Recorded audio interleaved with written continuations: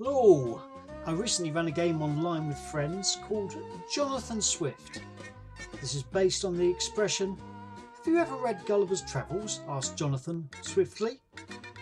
Basically adding an adverb to something to make it a pun or a joke of some description. So I thought I'd share them with you.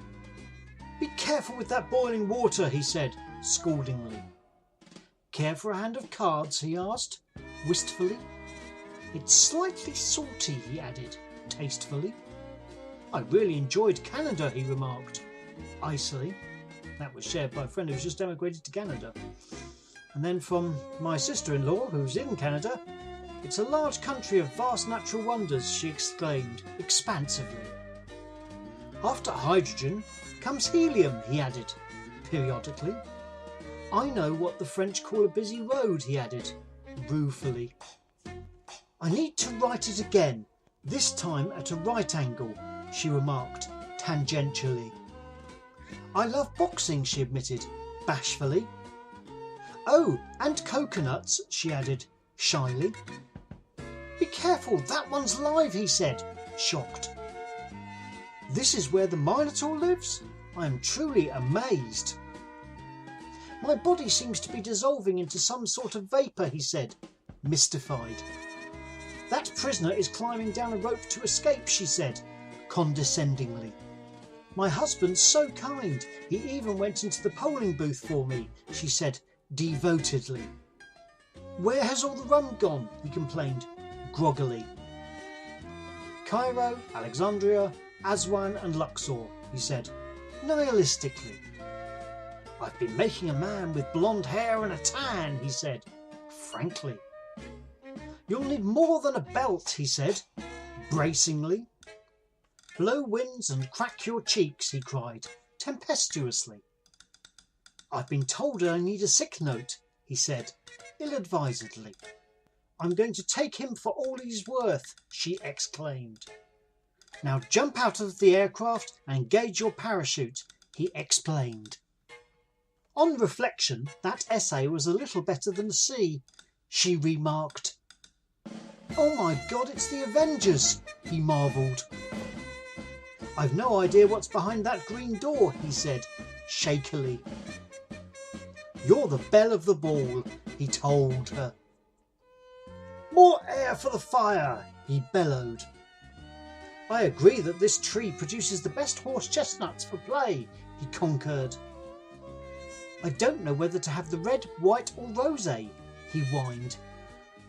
"You have no idea how to serve white wine," he said, chillingly. "I love balloons," she said, airily. "I just put it in the attic," he said, loftily.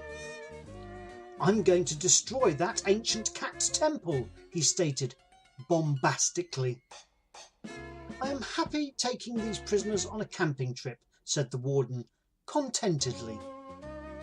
"He can't say that," she gagged. "Have you ever read the poem The Raven?" asked the lecturer, po-faced.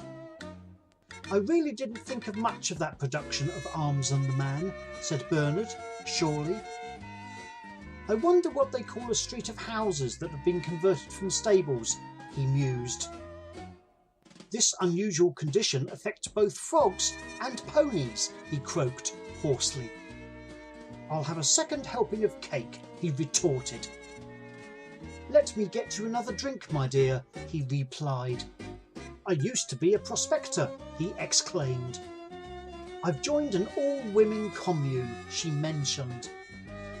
"I said I've added more fertiliser to the garden," he repeated. "This is the best mobile phone software I've ever seen," she applauded.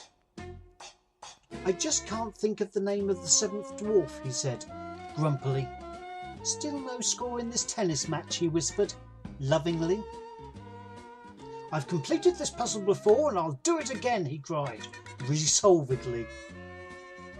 "I think this interview with Nixon will go down in history," said David frostily. "I love whitewater canoeing," he said, rapidly. "I do like a bit of a dance," said Michael, flatly. "The breasts no longer maintain their firmness," she said, expertly. I shall no longer salute Caesar, he exhaled. And finally, I'll leave you with this one. He has terrible tusks and terrible claws and terrible teeth in his terrible jaws, he said, gruffly. That's all for this week. Goodbye.